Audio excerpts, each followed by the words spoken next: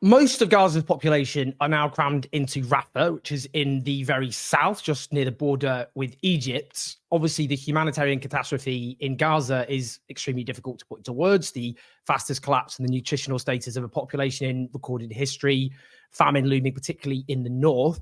But I'm really delighted to be joined by James Elder, who's spokesperson for Unicef, who I'm sure you're all very familiar with, who is joining me live from Rafah in Gaza. Hey, James, how are you doing, first of all? G'day, Owen. Nice to connect. Thanks. Can you just explain the conditions that you're looking at? Because one of the things we always hear when people go into Gaza is whatever we see on our timelines, on social media, elsewhere, it's only really a fraction of, there's only so much that we can even possibly understand the actual horror of what's there. So can you kind of explain the sorts of things you're seeing in Rafah? Yeah, you're dead right. Part of it is that when I look at destruction that I have not seen in my 20 years with the UN, when I just literally see home after home turned into rubble, then your frame of reference, I can't see all of it everywhere you turn, but then break that down a bit, Owen, and of course, that home is someone's home. And like everywhere in the world, then by being here for enough time, I get to talk to those families who've lost their home, one part of Gaza, who are like, James, this is my entire life's work, and it's now in rubble. I'm 50, 60 years old. I don't have time to do this again. So you look into that little cosm of their life, or of course, the family members killed in that home. So yes, and then in the same way here in Rafah, it's hard to capture. Sometimes I just look at a child's face and they're sunken, and I think, yeah, that's the mental health crisis we're dealing with here. That is 5 months of children going to bed, and apart from that very brief 7-day pause, not knowing if they'll wake up. And that's not an exaggeration, Owen. It's really not, because you lie in bed, the bombardments are immense. They're immense last night. They're immense all day today. Buildings shake, your tent, the wind pushes through your tent. They all know someone who's been killed. Many of these kids hide in hospitals where day after day, oh, there's a new child with an amputation. They're seeing it raw. So I see these children en masse, and Rafah is a city of children. And then, of course, you think, okay, what are they doing each day in terms of sanitation? There's 900 kids for a toilet. Multiply that by 4 for a shower, 3,500 children for a shower. So an adolescent girl. So what you're seeing is this destruction of homes, this destruction of lives, literally this insane number of children killed. And you're seeing a denial of dignity in everyday sanitation. And these are deliberate, which I think is a key point. I mean, obviously, UNICEF children, that's what you're focusing on, obviously. And half of Gaza's population or thereabouts are children. And just some of the statistics we know, I mean, we don't, including those buried under the rubble, we're talking 14,000 plus perhaps kids who've been killed since this horror began. I mean, I've seen statistics, about 10 children a day being amputated off without anesthetic. So just, I mean, in terms of the sorts of, the injuries that you're seeing with kids and kids who've lost their parents, can you tell us a bit about that, perhaps? Yeah, I'm often asked, and it's a fair question, how this compares to other crises I've been. And honestly, I don't say this as a line. A child is a child, okay? And from Ukraine to Afghanistan to Ethiopia, what strikes me here is everywhere I turn around is almost the normalization of horror. The idea that I can hear from a child that they've lost their entire family, this wounded child, no surviving family. It's no longer normal. It's just, you hear that. I speak to a colleague and their entire family, 35 people have been killed, and they would have died, but they were coming home late. And so when I'm in hospitals, as I was 2 hours ago, Owen, I'm in the ICU. Now, this hospital, if I'm talking about European hospital, the biggest functioning hospital still here in Rafah, and that will be under immense threat if there's a military offensive. There's 20,000 plus people hiding it. Now, the ICU for children is full. And every time there was a little girl, Salma, means peace. Every time I turn around, there is a child with the wounds of war. And the wounds of war are many, because I don't know if you can hear the explosions now, shrapnel is glass and so on. That's a nightmare for a kid. The burns are horrendous. I force myself. You're the one who coined this phrase, that we can't look away. And I thought of that even in November, and I still do it. There's a smell and a sight, you want to look away, but I don't think we should. And sometimes you never know. You might capture a child's eye and you might get a glimmer of a smile in there. And then there's the broken bones. So, I remember a little boy, Muhammad, who was 10, 11, and there's not many good news stories here.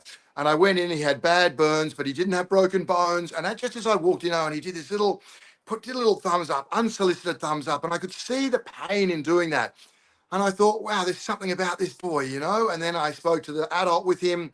He showed me photos and he'd won all these prizes at school, smartest kid in the class. And I saw pics and I went, he's going to be okay. It's a good news story. There's little Muhammad. There's a spark to this boy. And then I spoke to the adult who I thought was his father, and he explained that when Muhammad's house was bombed, his entire family, his mum, his dad, his siblings, his aunts, his uncles, his grandparents, everyone was killed. Muhammad's the only one left. That story I've heard, I never thought I'd hear that story in my life. I hear that story time and again.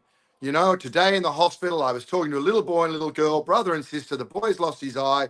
The girl, sweet little girl, Mariam, she's disfigured. We're trying to, you know, so she's so shy now because of what they've done to her face. I'm talking to them, and just across the corridor, right behind me, is a mum who's had her leg amputated, her son who's critically ill, and the husband is downstairs. He's lost 2 limbs. This is all in the last few days post the ceasefire decision. I mean, just on that, I've spoken to so many. I was speaking to a Palestinian in Rafah yesterday, who's, you know, he lost his brother the other week. He'd tell me about the collapse in their weight, the horrors they've gone through, other relatives, loved ones missing, presumed dead.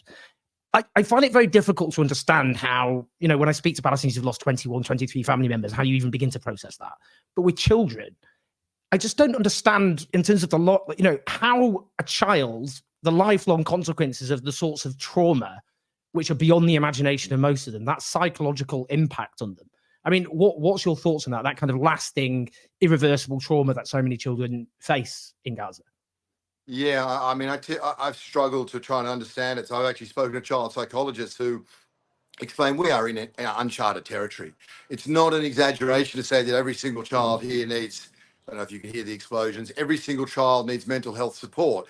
Because again, there's no exaggeration to say we have not had for 4 months, a child does not go to sleep at night with their parent and know they will wake up. And when you're at nighttime and the bombardments are really intense, I see the look in children's faces. I see like almost childhood being drained out of them. And I wanted to understand, where are we? And child psychologists explained to me, we are in uncharted territory. It's no exaggeration that every single child here is going to need some sort of mental health support. The bombardments don't stop. Every night, there's no song a mum can sing to her child to drown out the sound of these bombs. Or as you rightly say, the family members that have been killed, the number of times just now, again, I talked to a little boy who was trying to go home to retrieve some macaroni and some food from the house.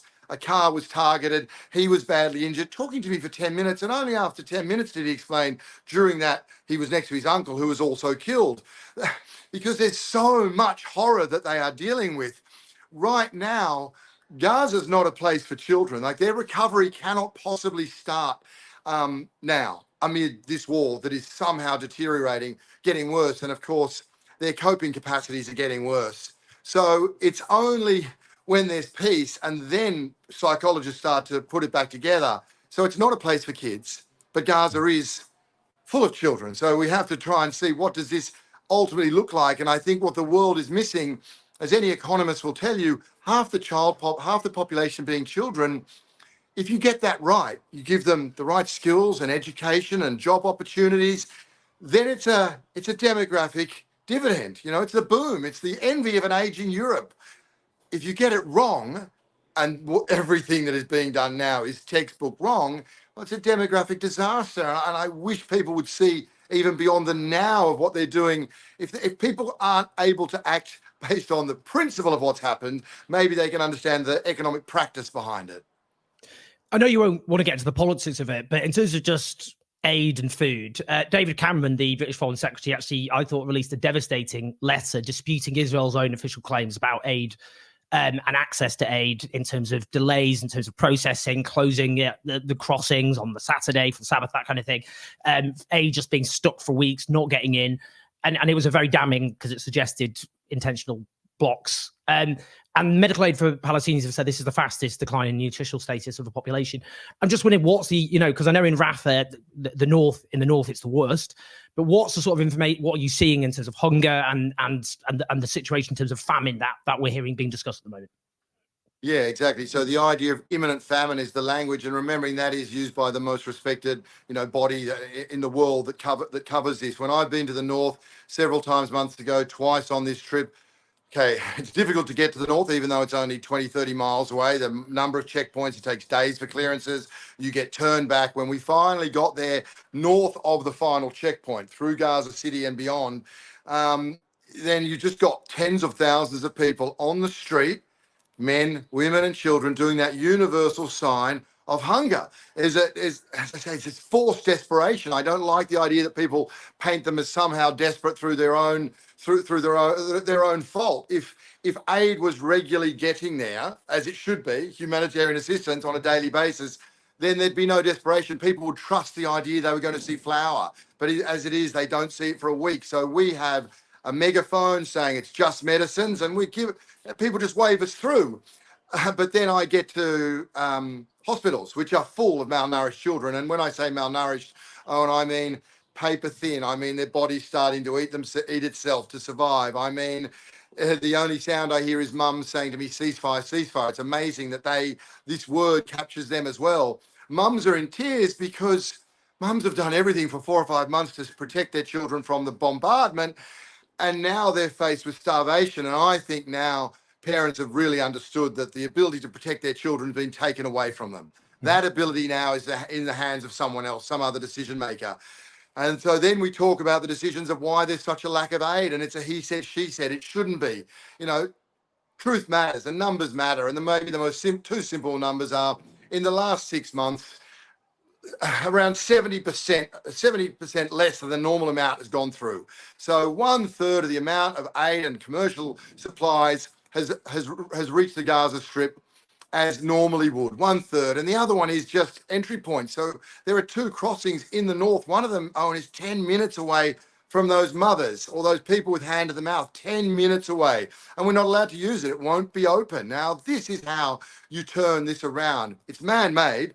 It's preventable. If you want to be really optimistic, because it's man-made, it can be reversed. Open those, flood that area, and you can actually reverse this catastrophic nutritional situation for children and for adults. Because the other point often missing is that, as well as far less aid coming in than before, homegrown food production has been devastated, hasn't it? Agriculture. So it's a double whammy. Totally. And it's a great point. And a lot of people miss it that, in the north, in Jabalia, where it's horrendous desperation that these people have been put into. It's so inhumane. It was known for its strawberries. Really was. It was anyone who would talk about it, no matter where you were from in the Gaza Strip or coming from Israel, it was the strawberries there. Absolutely decimated. And so, interestingly now, if you've got money and a lot of money, there is some canned food for people to buy. If you don't, and remembering a lot of people in the north, they didn't leave because they couldn't, right? Economically, they couldn't leave 5 months ago. That's why a lot of them stayed. They are now, there's a particular type of grass. It's a wild grass that historically people have eaten, and still there are some lemon plantations that haven't been destroyed. So for most people, it's that grass with a bit of lemon. Now that's for mothers and newborns and pregnant women, lack of clean water, the threats every time you go to a hospital in terms of, snipers and so on. It's that's why we are now seeing this decline, as you said, on this record decline into this imminent famine. And the thing is, it gets worse by the day. This is what's hard to explain. Obviously, people's coping mechanism is collapsing. For the first time, I'm seeing people's hope collapsing. And I sit with young people the other day, a whole heap of brilliant 20-somethings, doctors, dentists, engineers. None of them want to leave. None of them want to leave. They've already left their homes. Their homes have been destroyed. Their homes are rubble. None of them want to leave Gaza. All of them want out of Gaza. And then you turn this in, then you start seeing the brain drain for what's happening here. So for the first time, and they asked me, do I see hope? Yeah. What to say? And then we've sat with teenage girls who have explained that they lie in bed at night hoping a bomb hits them. They are hoping to be killed. Such is the torment, such is the daily struggle for the most basics of sanitation and hygiene, and having lost family members. Again, normalizing the horrors. I never thought I would hear these things, and they suddenly they're not even uncommon statements. It's just what people are enduring. And as the world discusses a potential military offensive in Rafah, the conversations continue and people are aware of that. So their hope rose dramatically on Monday after that Security Council decision, and their hope has been drowned out by bombs ever since. I mean, I'd say every day I get dozens of GoFundMe's for Palestinians in Gaza, obviously desperate to raise money to flee. So I can't even imagine just seeing that desperation up front. And in terms of just the level of destruction that, it's been said that from space, Gaza is now a different color and texture. What's the kind of destruction you're seeing, around? I know the south has been horribly damaged, but not as much as the north. But what are you seeing? Yeah, so Khan Yunis is the city right next to me in Rafah, so it still is the south. I spent a lot of time in November, December, because I would consistently go to Nasser Hospital. Oh, and I've not seen that level of devastation in my 20 years with the United Nations. Complete annihilation, okay? And your brain, I don't know, goes to movies, like World War II films. You can hear that, yeah. Street after street of 3-story, 4-story homes, apartment blocks, offices, leveled everywhere your eye can look. I mean, I will send you footage of it everywhere. Potentially, some people say worse than Gaza City, and your viewers have probably seen the drones from there. And the same when I go to the north in Gaza City. I'm with colleagues who are from there, who have grown up there, who have never left there, who get lost now in Khan Yunis or Gaza City because there's no more landmarks. They can't find their way around because the buildings they know are just gone. So home after home, building after building. Some are rubble and twisted metal. Others are just dust, as far as you can see. And that's beyond the pale, but beyond that is why I'm so terrified. The idea that military offensive is being spoken of, promised to come to Rafah. People have nowhere to go. When you've got 3,500 people waiting to have a shower here, there's nowhere to be moved to. You can't move them to a pile of rubble, and that's what is remaining, piles of rubble and the beach. I mean, just a couple of final things. I mean, just before I just ask those, I mean, because I just heard then we can hear the explosions. I mean, do you ever just, is it possible to get used to that? Or do you have this constant waves of terror when you just hear those explosions? I mean, how does it become a normal? Or is it just always kind of heart beating? Is that how it feels to be in somewhere like Gaza right now? It's a great question. I think in this moment when I'm here back where we work, it becomes normal. You see people kind of working. Whenever I'm out at a hospital or in a community, never is, because you see the response of children. You see just that extra little bit of fear being reinforced, and you see a moment of childhood, another bit just being chopped away. And then at night time, of course, when everyone feels a bit more vulnerable, nighttime is difficult. I've laid there at night and tried to sort of center myself, thinking of the kids out there hearing this again and again. And you put your hands on your chest and just try to, get warm. It's cold, and feel like I'm lying in a coffin. And then think of all those children doing this night after night. So no, I don't think it's normal for anyone. And the cumulative effect on their psyche, beyond, of course, the cumulative effect of children killed every night, is just devastating. Before I ask the final question about in terms of a ceasefire and the proposed offensive from Rafah, I mean, you mentioned other war zones that you mentioned Ukraine and elsewhere. How does this in general, just all, you mentioned the level of destruction beyond anything you've seen, the suffering, how does this compare to what you've seen? Because you've seen lots of horrors around the world. Yeah, I think what's different here, so I was recently, as I say, I really mean it. Unicef means that a child is a child. I was recently on the front lines in Ukraine, and you're talking to these incredible women who are just so petrified of that next attack, right? They're so petrified of occupation again. Or I was in Sudan, and there's 4 million children displaced. 4 million. It's astronomical. What, at least for me, makes this place a little different to other places is the sheer numbers of children killed, the sheer numbers of wounded, the injuries to children, how horrific they are. When I get on a bus of children that have been taken 3 days, it's 20 miles from Shifa Hospital, 3 days because of checkpoints, and the smell of burning flesh and of decaying flesh in there. Everywhere I turn around in a hospital is another child, another parent with a horrendous story, another child with an amputation. I've not seen that ubiquitous hell for kids, and it's daily. I was in a hospital today, and I'm looking in the ICU at children and realizing, but But you know that was Khalid was there yesterday. Well, Khalid's now dead. Now that little girl, Arabic for Rose, I can't recall her name now. Now she's there. That is something I've not seen before. Just finally, then, I mean, you mentioned obviously the UN Security Council resolution calling for an immediate ceasefire, which was rose hopes there, and understandably, people just any hope at all I can imagine is just a life raft for people at the moment. Israel has said it will pursue an offensive against Rafah. It's made clear it will do that. Can you just spell out what that would actually mean, bearing in mind I think 1.2 million or so Gazans are now are trapped in Rafah? What would an offensive against Rafah actually mean in practice?